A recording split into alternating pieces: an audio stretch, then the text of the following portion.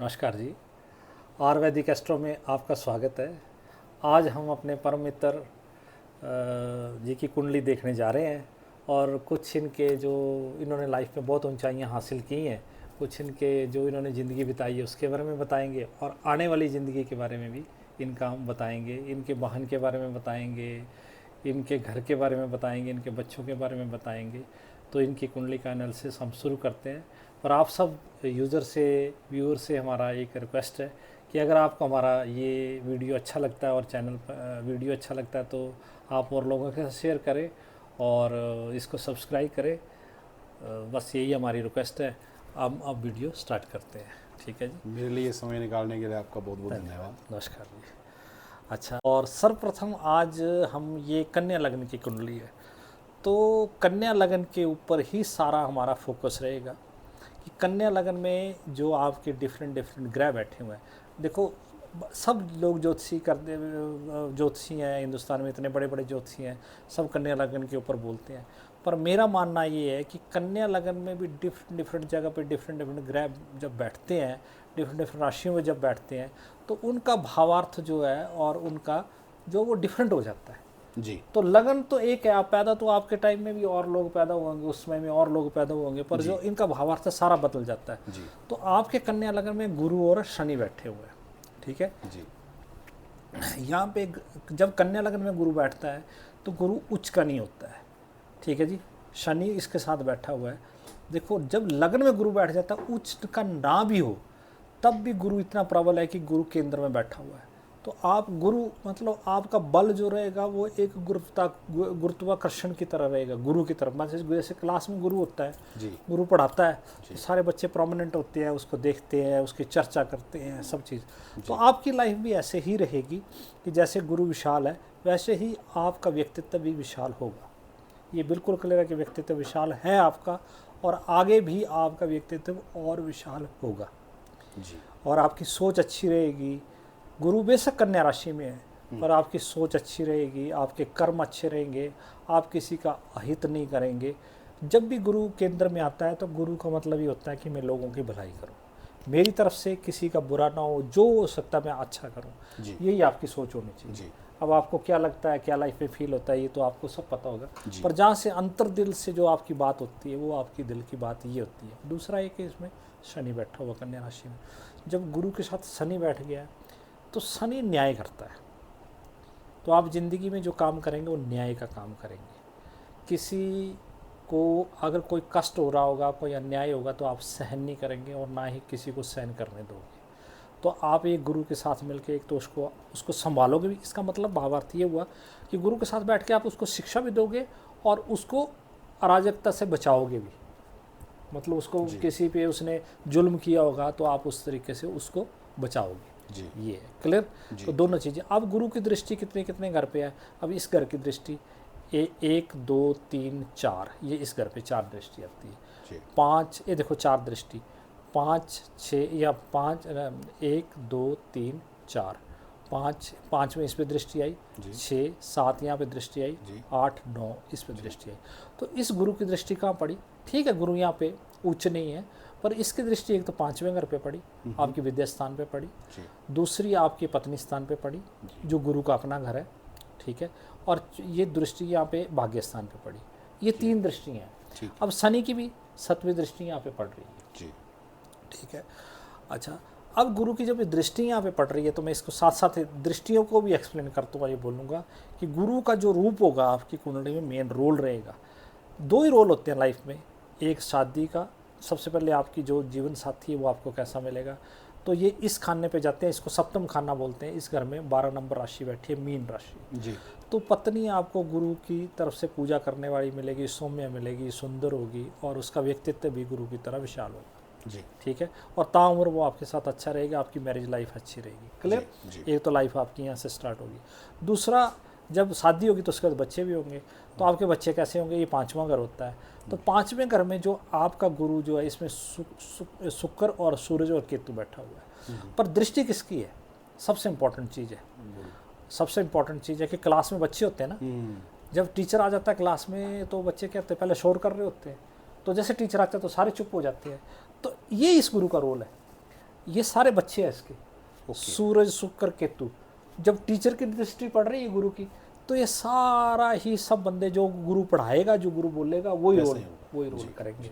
तो इस घर का इतना इंपॉर्टेंट मतलब है कि गुरु ने अपनी दृष्टि डाली, गुरु की दृष्टि बहुत पवित्र होती है, तो ये सारे ही गुरु की तरह रोल करेंगे, तो आपकी पढ़ाई विद्या बहुत अच्छी होगी। एक तो सूरज बैठा है, विद्या आपकी चमकेगी। शुक्र भी गुरु बैठा हुआ है, मतलब शुक्र दैत्य हुआ गुरु है, इस घर में दैत्य है। 10 नंबर शनि का घर है, शनि के घर में सूरज बैठा, पिता बैठा हुआ है, शुक्र बैठा हुआ है, केतु बैठा हुआ है। केतु तो इतना अच्छा नहीं होता, ठीक है ना, पर जब गुरु की दृष्टि है तो वो सब चीज़ को ठीक न्यूट्रल कर देगा।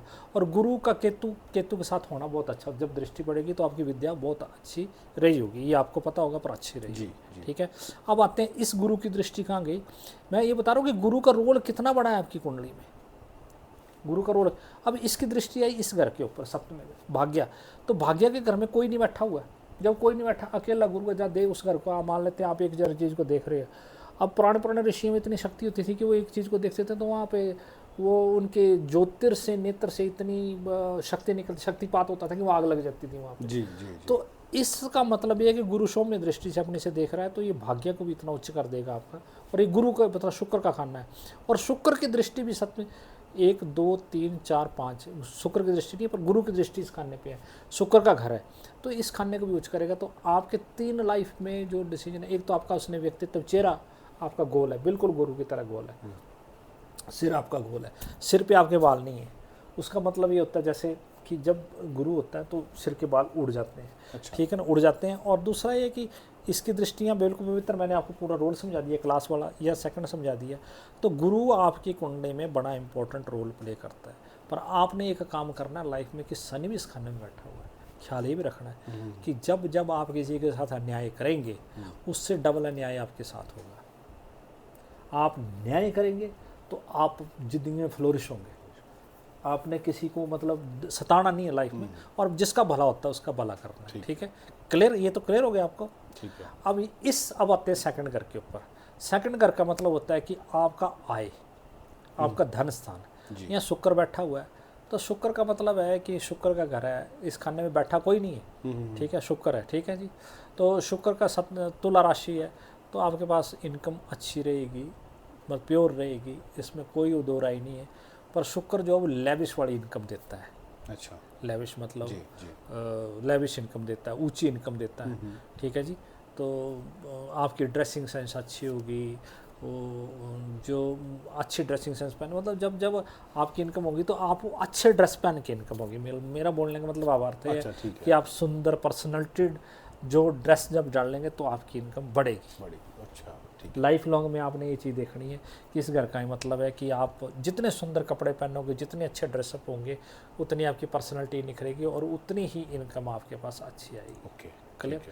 अब ये घर है, अब ये आता है भ्राता स्थान का, पराक्रम स्थान का 8 नंबर है।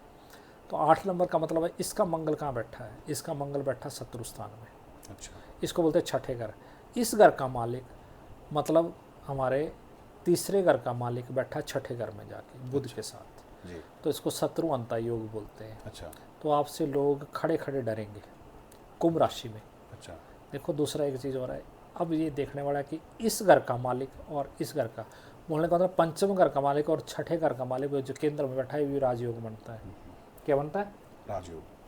हाँ, जब पंचम घर का मालिक और छठे घर का मालिक केंद्र में जाके बैठ गया, ठीक है, तो एक विद्या को उच्च कर दिया इसने जी, ठीक है ना, क्योंकि शनि बैठ गया ना, शनि केंद्र में जाके बैठ गया जी। जब मान लेते हैं कि एक किसी को बोलते हैं कि एक छोटे घर का बंदा है, अगर वो राजा के घर में झाड़ू भी लगाता होगा तो उसकी बुक्कत कितनी होती है, बिल्कुल बिल्कुल, तो बुक्कत कितनी होती है। तो मेरा बोलने का मतलब है कि ये छोटे घर हैं, केंद्र में तो है।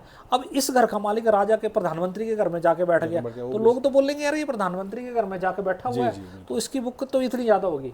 तो इसका मतलब ये है कि शनि बड़ा उच्च हो गया यहाँ पे जाकर के, क्योंकि इन घर का मालिक जो इधर बैठ गया जाकर के, ठीक है।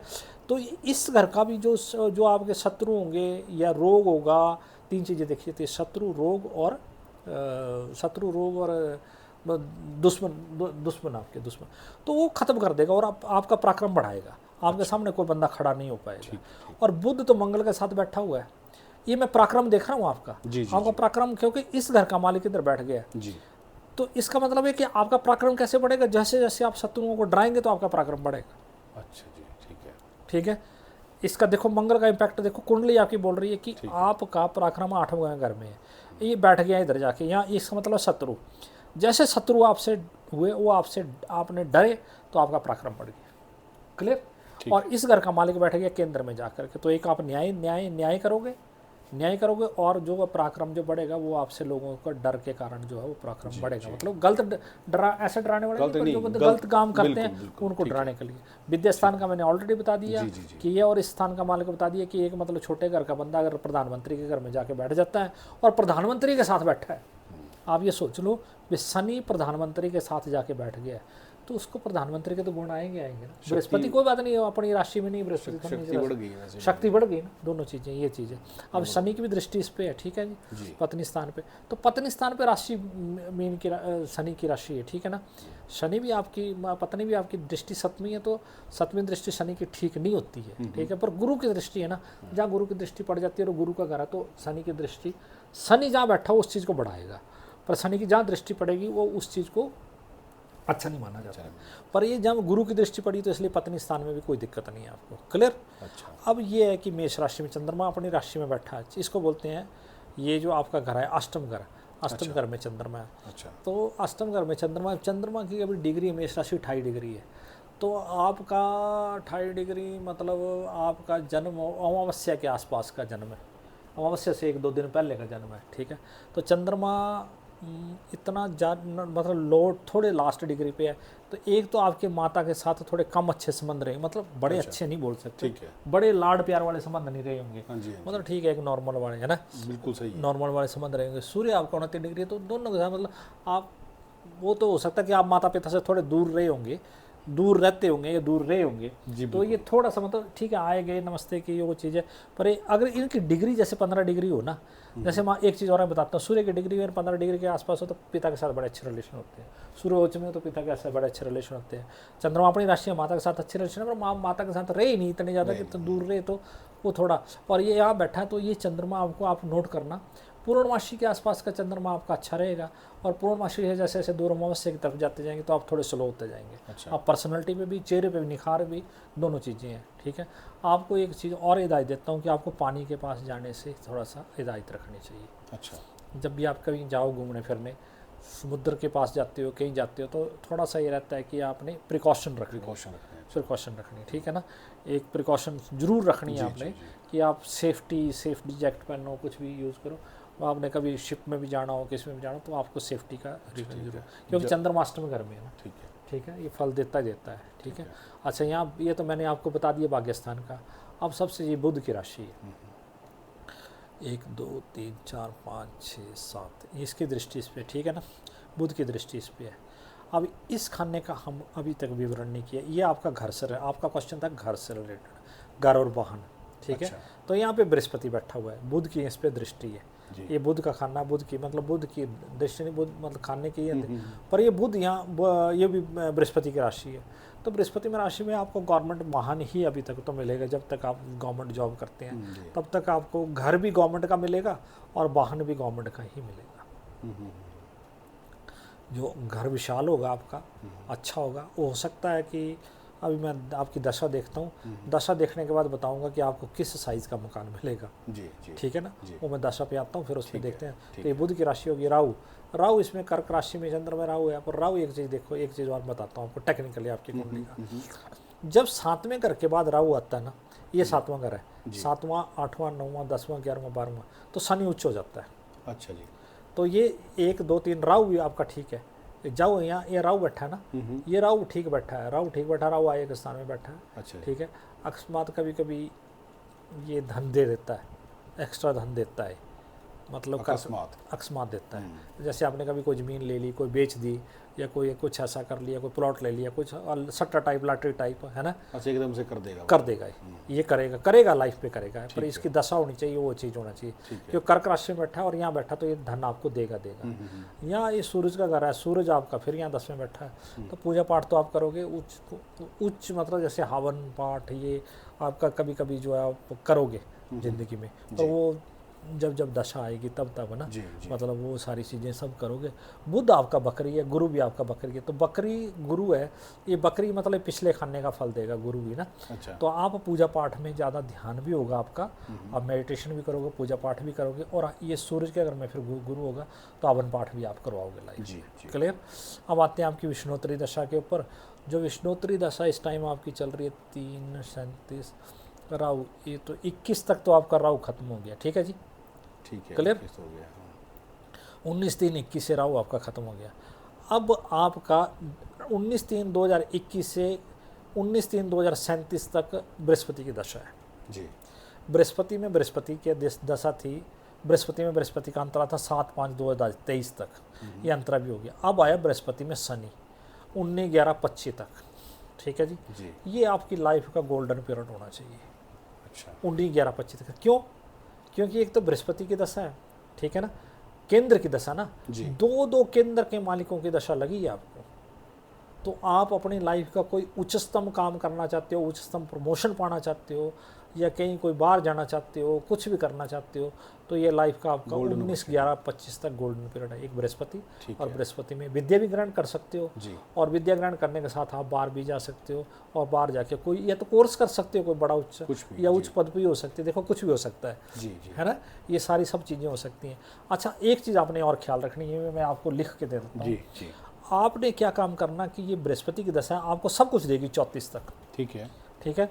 आप पैसा भी जोड़ोगे, सब कुछ जोड़ोगे, ज़मीन जायदाद भी जोड़ोगे, सब कुछ जोड़ोगे, पर ये मैं आपको गारंटी के साथ बोल सकता हूँ, जब ये बृहस्पति की दशा 34 के बाद आपको 3 साल की आएगी, ठीक है। जो ज़मीन जायदाद आपने बढ़ाई होगी, जो धन संपदा बनाई होगी आपने बृहस्पति में, उसको किसी अपनी बीवी के नाम से ट्रांसफ़र कर देना या बच्चों के नाम से ट्रांसफ़र कर देना।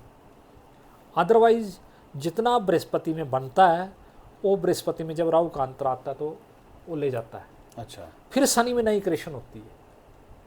ये मेरा अपना आजमाया हुआ, जी, जी। मतलब वो है, मैंने कितने लोगों के ऊपर, जितने मेरे पास, मैंने आज तक कोई 150-200 कुंडली देख चुका हूँ, तो उसके ऊपर ये आजमाया हुआ फार्मूला है कि जो बृहस्पति सब कुछ उच्च देगा आपको, हर चीज़ देगा, पदवी देगा, पैसा देगा, मान देगा, सम्मान देगा, जी, जी। चेहरे पे नूर देगा, आपको सब कुछ देगा लाइफ में, पर 34 तक आपने जो चीज़ बनाई होगी वो 37 सालों में ले जाएगा। और ये 3 साल आपने अपनी लाइफ में प्रिकॉशन रखने, रेड हैंड से लिख लेना इसको, लास्ट के 37 में, तो 19/3/37 से, ठीक है ना जी। चाहे आपका उस टाइम तक रिटायरमेंट पीरियड होगा या व्हाट्सएवर जो भी होगा, वो तो मैंने कैलकुलेट नहीं किया अभी तक, ठीक है। पर तब आपने वो जो पैसा भी होगा आपके पास, लिक्विड मनी भी होगा, वो आपने अपनी बीवी के नाम से करवा देना, ये जॉइंट अकाउंट करना बीवी के, मतलब रख लेना, बेटे के फर्स्ट नेम बीवी का या बच्चों का या जो भी चीज़ है, अपने नाम से आपने धन संपदा नहीं रखनी, ठीक है। ये क्लियर कट करके नोट करके, ये बाकी आपको ज्योतिषी नहीं बताएंगे, ठीक है जी। फिर आपको शनि की दशा लगेगी, 19 साल आपका शनि भी अच्छा है, अच्छा। और ये लाइफ का आपकी लाइफ अच्छी है। बुध की दशा लगेगी यार आने वाले टाइम में 73 तक, फिर बुध की दशा लगेगी। बुध भी देखो, ये बुध आपका, बुध मंगल के साथ बैठा है ना, तो छोटी मोटी कोई बीमारियाँ दे सकता है, पर मंगल बैठा है यहाँ ख़त्म करेगा मंगल। अच्छा। मंगल ख़त्म करेगा, मतलब कुंभ राशि में मंगल, तो बुध मतलब ये बुध जो मंगलवत ही देगा, मंगल जो मंगल से रिलेटेड वो चीज़ें होंगी।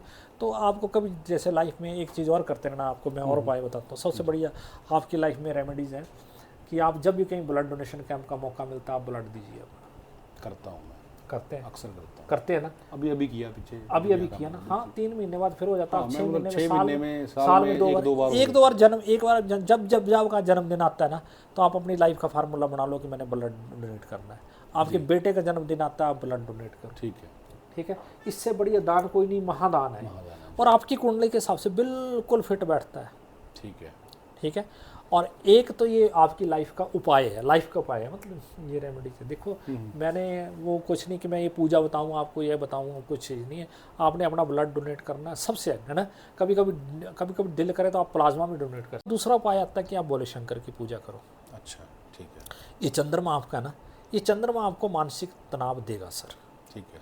और जैसे जैसे अमावस्या से आप पूर्णमासी की तरफ जाओगे, पूर्णमासी से अमावस्या की तरफ जाओगे, तो 15 दिन आपको ये तनाव देगा। जब जब चंद्रमा नीच राशि में आएगा, तब तब आपको, मैं अगले एपिसोड में आपको बताऊंगा कि चंद्रमा कभी कभी किसी नीच राशि में जाता है, तब ये आपको तनाव देगा, क्योंकि अष्टम में बैठा है।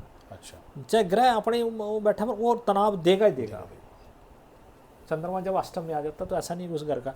तो आपने इसके लिए क्या करना कि भोले शंकर की पूजा, बस सिंपल, जल चढ़ाया और दूध चढ़ा दिया, जहाँ आपको मौका मिलता है वो दूध और वो आप जल चढ़ा दो, भोले शंकर की पूजा करो, वो सब चीज़ आपका ठीक कर देगा। देखो 2 चीज़ें हैं, एक तो 2 घरों का मालिक केंद्र में बैठ गया, इसके लिए पूजा भी भोले शंकर की है। ठीक है। गुरु बैठ गया तो वो भी भोले शंकर की पूजा है। यहाँ चंद्रमा आपका इस राशि में तो वो भी भोले शंकर की पूजा है। आज स्थान में ये शुक्र है, ठीक है, तो इसके लिए भोले शंकर की पूजा है, ठीक है। तो आपको सबसे ज़्यादा शूट जो करता है, माता की पूजा भी कर सकते हैं, नवरात्रि भी रखो, वो मैं रखता हूँ, नवरात्रि भी रखो और ब्लड डोनेट करो, और दूसरा एक भोले शंकर को जल चढ़ाओ, सिंपल जल चढ़ाओ कि भगवान सब कुछ दे रहा ही है, ठीक है जी। ठीक है। तो ये आपकी कुंडली का एनालिसिस था। आपकी लाइफ का गोल्डन पीरियड चला हुआ है, 34 तक मैंने आपको गोल्डन पीरियड बता दिए, 3 साल आपके लास्ट में मैंने समझा दिए, ये आप लिख के ले लो। घर आपका बहुत सुंदर होगा, घर आपका पैतृक ही जगह पे जहाँ आप घर रहते हैं, अगर आप उस घर में जाके रहेंगे और वहीं पे मकान बनाएंगे, एक तो बहुत सुंदर बहुत बड़ा मकान बनेगा आपका, ठीक है। पर जब तक आप नौकरी में रहेंगे तब तक आपको सरकारी आवास मिलेगा, जब आप घर बनाएंगे तो बहुत बड़ा घर बनाएंगे। और दूसरा एक चीज़, घर बनाने के साथ साथ आपका घर भी बहुत सुंदर होगा, भव्य होगा, और गुरु तत्व होगा उस घर में, शांति होगी, ठीक है। बच्चे आपके अच्छे होंगे, जो मैंने वो आपकी कुंडली और है बच्चे के जो मैंने देखा था उसमें आपकी जो संतान वाली कुंडली थी, उसमें इस घर में देखो गुरु की दृष्टि है ना जी, पूर्ण दृष्टि। जब वो आपकी D10 D9 चार्ट वाली कुंडली आती हैं वो चीज़ देखेंगे, ठीक है। क्योंकि इन चीज़ों के लिए समय चाहिए, कम से कम एक कुंडली देखने का 1 घंटा 1.5 घंटा चाहिए होता है। तो आज तो आपको मैं इतना ही समय दे पाऊँगा, तो बाकी अच्छा है आपकी लाइफ में। पर आपको अचानक इनकम भी होगी, ये चीज़ है, पर इस इनकम से थोड़ा सावधान रहना अचानक इनकम अच्छा से, ठीक है। देखो जी क्या होता है, जब बड़ी इनकम आती है तो बड़ी इनकम के साथ कई चीज़ें अंदर आती हैं जी, ठीक है ना जी। तो इसलिए लक्ष्मी जी के साथ गणेश जी को बिठाया होता है। अच्छा, तो इस इनकम का जितना आया तो 10% दान भी कर देना आपने। वो बिल्कुल बिल्कुल बिल्कुल ये इनकम आएगा आपका, मतलब ये चीज़ है, क्योंकि ये आपका कर्म स्थान है, ये आपका आय स्थान है। शुक्र बैठा हो, लग्जरी इनकम है, लेविश इनकम आएगी, तो आपने ये रख लेना कि मैंने 10% देना है, एक ब्लड देना और एक अपनी इनकम का 10% जो है वो दे देना, फिर आपका लाइफ बिल्कुल स्मूथ है। घर आपका बड़ा बनेगा, बच्चे आपके अच्छे रहेंगे, लाइफ आपकी अच्छी है, मैरिड लाइफ। पर पत्नी कभी कभी सख्त हो जाती है, शनि की तरह। जब वैसे गुरु की दृष्टि रहती है सौम्य रहती है, पर कभी कभी शनि का रूप भी आ जाता है थोड़ा, वो तो सभी में होता है, पर सभी में होता है, पर बाकी सब ठीक है। आपकी लाइफ प्योर अच्छी है, सारी सब कुछ अच्छी है। देखो लगन आपका 22 डिग्री का है, अप्रॉक्सीमेट कन्या लगन 22 डिग्री का लगन अच्छा होता है, ठीक है जी। लगन भी आपका अच्छा है, डिग्री भी सारी अच्छी है। राहु केतु ये बकरे, शुक्र आपका मकर राशि, आपका शुक्र ही बलवान है सर। अच्छा, ये जो शुक्र बलवान है जी, ठीक है, ये शुक्र आपका देखो, शुक्र मकर राशि में है और मित्र के घर में है, और 15 डिग्री का शुक्र है। गुरु भी 16 डिग्री का है, 15 डिग्री पर बुध भी 10 डिग्री का है। ये डिग्री के ऊपर बड़ा इंपॉर्टेंट इम्पैक्ट करता है सर। अच्छा जी, डिग्रियाँ जितने जितने ग्रह की डिग्रियाँ होंगी उसी हिसाब से इम्पैक्ट करता है। तो आज के लिए इतना ही। मैं आपका धन्यवाद करता हूँ, आपने हमारे को अपना समय दिया धन्यवाद राणा जी, और मौका दिया कुंडली देखने का, इसलिए धन्यवाद। जय श्री राम। धन्यवाद जी, बहुत बहुत। ठीक है जी, ओके।